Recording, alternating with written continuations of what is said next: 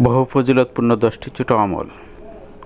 প্রত্যেক অজুর পর কালেমায়ে শাহাদাত পাঠ করুন। আশহাদু আল্লা ইলাহা ইল্লাল্লাহু ওয়াহদাহু লা শারীকা লাহু ওয়া আশহাদু আন্না মুহাম্মাদান আবদুহু ওয়া রাসূলুহু। এতে জান্নাতের 8টি দরজা যে কোনো দরজা দিয়ে প্রবেশ করতে পারবেন।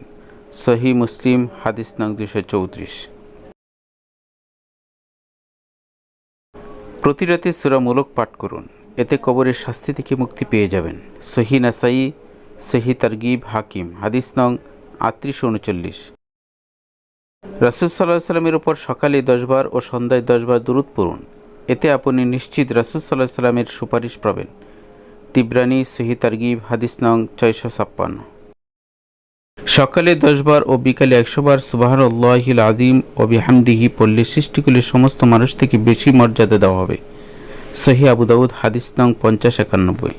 হযরত জাবের রাদিয়াল্লাহু তাআলা থেকে বর্ণিত, রাসূল সাল্লাল্লাহু আলাইহি ওয়াসাল্লাম ইরশাদ করেন, যে ব্যক্তি সুবহানাল্লাহিল আযীম ওয়া বিহামদিহি পাঠ করে তার জন্য জান্নাতে একটি খেজুর গাছ রোপণ করা হয়। তিরমিজি 3464।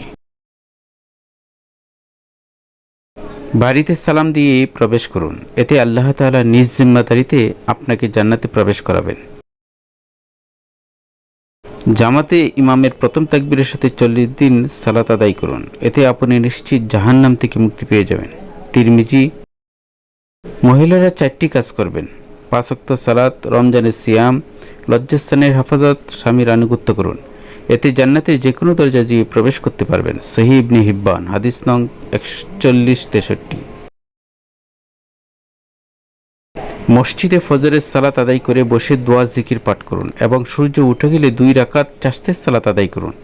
এতে প্রতিদিন নিশ্চিত কবুল একটি হজ ও উমরার সওয়াব পাবেন। তিরমিজি, তারগিব, হাদিস নং 461। ঘুমের মাঝখানে কোনো খারাপ স্বপ্ন দেখলে উঠে বাম পাশে 3 বার থুতু ফেলুন এবং আউযু বিল্লাহি মিনাশ শাইতানির রাজিম পড়ে আল্লাহর কাছে শয়তানের হাত থেকে পানা চাওয়া।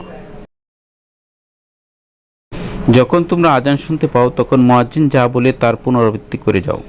যখন আজান শেষ হয় তখন চাও, তোমাকে দেওয়া হবে। আবু দাউদ, আন-নাসাঈ।